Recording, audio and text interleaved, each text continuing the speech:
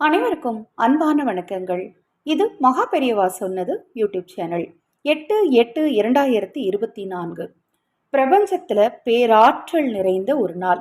இந்த நாள்ல அந்த ஆற்றலை நீங்க பெறணும் அப்படின்னா மிக மிக எளிமையான ஒரு சூட்சும பரிகாரம் சொல்றேன். இன்றைய நாள்ல பாத்தீங்கன்னா நாக சதுர்த்தியும் சேர்ந்து வருது. ஆடி மாதத்துல குபேரனுக்குரிய வியாழக்கிழமையில விநாயக பெருமானுக்குரிய நாக சதுர்த்தியும் அத மாதிரி பிரபஞ்சத்தின் ஈர்ப்பு நாள், இப்படி பல அற்புதங்களையும் விசேஷங்களையும் கொண்ட இந்த நாள்ல மிக மிக எளிதான ஒரு பரிகாரம் சொல்றேங்க. நான் உங்களுக்கு அதை 3 வழியில சொல்றேன். அதுல எது உங்களுக்கு சாத்தியமோ அதை இன்னைக்கு தவறாம செய்யுங்க. அதுவும் திருமண தடை இருக்கிறவங்க, ஜாதக ரீதியா தோஷங்கள் இருக்கிறவங்க, அடிக்கடி காரிய தடை ஏற்பட்டுக்கிட்டே இருக்கு, நான் ரொம்ப முயற்சி பண்றேங்க, நடந்துரும் அப்படின்னு நானே கடைசியில நம்புவேன், ஆனா அது நடக்காம போயிடும், எனக்கு ஏதோ அதனால தடை ஏற்பட்டுக்கிட்டே இருக்கு, என்னன்னு தெரியல அப்படின்னு சொல்லி அடிக்கடி மன விரக்தியில இருக்கிறவங்களும் மிக மிக எளிமையான இந்த சூட்சமத்தை இந்த வசிய நாளில் செய்யுங்க.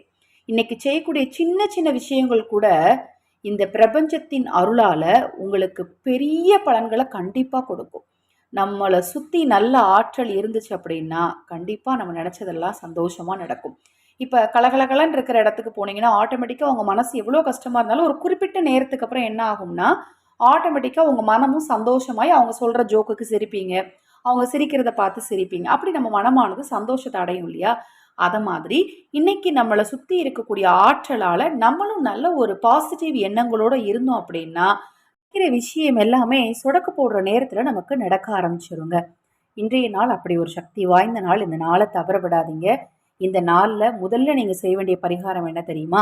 உங்கள் வீட்டுக்கு பக்கத்தில் இருக்கக்கூடிய பிள்ளையார் கோவிலுக்கு ஒரு பாக்கெட் பால் வாங்கி கொடுங்க. அதாவது பால், பசும்பால் அல்லது பாக்கெட் பாலை அபிஷேகத்துக்கு வாங்கிக்கோங்க. 2வது, புற்றுள்ள கோவில் பக்கத்தில் இருந்தது அப்படின்னா அந்த கோவிலுக்கு நீங்கள் பால் வாங்கிட்டு போய் அந்த பாலை புற்றுக்கு ஊற்றிட்டு வாங்க.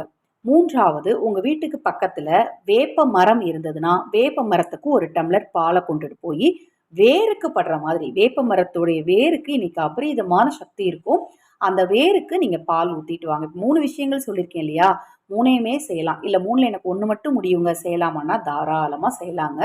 ஏதாவது ஒன்றை மட்டுமாவது இன்னைக்கு நைட்டுக்குள்ளே செய்யுங்க.